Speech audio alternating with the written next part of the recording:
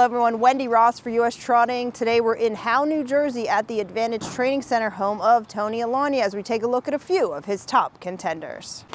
Tony, thank you so much for letting us stop by. Now, it's weird being with you in New Jersey, of course, in April. This is the first full winter where you said you're going to train with the new farm up here. Tell us how it's been going, and have you had any regrets not going south? You know, it's been a mild winter in Jersey, so that's been a big help. I sent 15 down to Florida with my mom.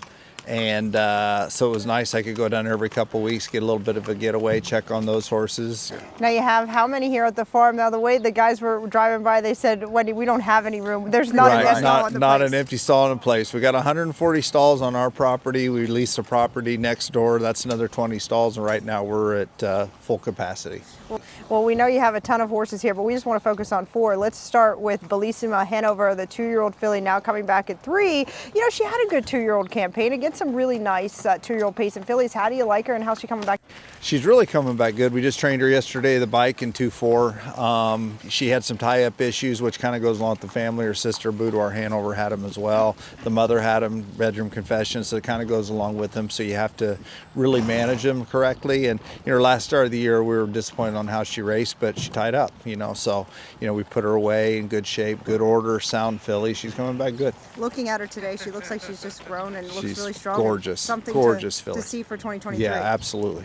Now let's move on to the fillies. Of course, we had Mambacita. Now, when we stopped to see you last August, you loved Mambacita, of course, going into the race there for Hambletonian weekend. And, you know, you had high hopes for her. I think she had a good 2-year-old campaign. Tell us a little bit about her. Yeah, she really did. You know, she had some spots there where I thought kind of mid-season she kind of plateaued a little bit. You know, she wasn't quite as sharp as she had been early, but I mean, you know, you look back on it, she did Jersey Sires, she did the kindergarten, she went to I mean, you name it, she did at Lexington, Kentucky Sires, you know, all the way through. You know, she didn't miss a stop on the tour. So, you know, she hit a little season where she wasn't quite as good there through the Kentucky Sires Stakes, and then she bounced back and she got real good again at the end of the year. So, you know, she's come back well. We've trained her in 2-5 the other day as well, and she's coming back strong, and we're really happy with her. And also Heart on Fire, who kind of went a little bit under the radar, 4-4-11 as a 2-year-old last year. How do you like Heart on Fire? You know, she was a very immature filly, physically and mentally. You know, and she was a sister to Valentina Blue. Valentina Blue was Valentina Blue was a Chapter 7. So, you know, I think they matured a little bit quicker than sometimes the big Father Patricks do. So it took her a little while to kind of come into herself, but you know, she always showed the ability. At the end of the year, you could really see her maturity coming. You know, she got really good in the kindergarten, and she was very good in the Goldsmith Maid. So, you know, same thing, we put her away in good order, and I think she'll come back and have a good year this year.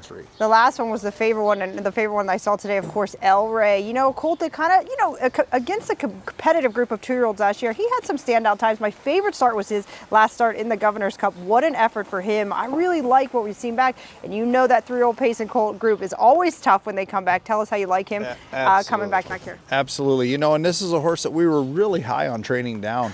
And, you know, once we trained him down in Florida and he came up north, we qualified him. And he qualified good, but he just didn't baby race quite as good as we thought. We took him to Kentucky, you know, and it just hadn't clicked for him. You know, he got times where he was a little aggressive, and then if you were a little too kind to him, you know, he maybe wouldn't get in the race and get involved, and he just kind of lost interest. So he was a real tricky horse to kind of get figured out what he liked. And once we finally figured out, you know, this horse has got one big run, and that run is as good as anybody if you use it just right. You know, the end of the year speaks for itself. I mean, that horse really showed everybody what he could do. You know, for you, coming up on 2,000 career training wins from a boy from Illinois, does this, I have to say, they're living the dream right now. Oh, it's amazing. I tell people all the time, it's funny because people get the impression that, you know, one day I woke up and walked to the Lexington sale and picked up his sale catalog and started buying $1 million yearlings. And, you know, that's definitely not the case.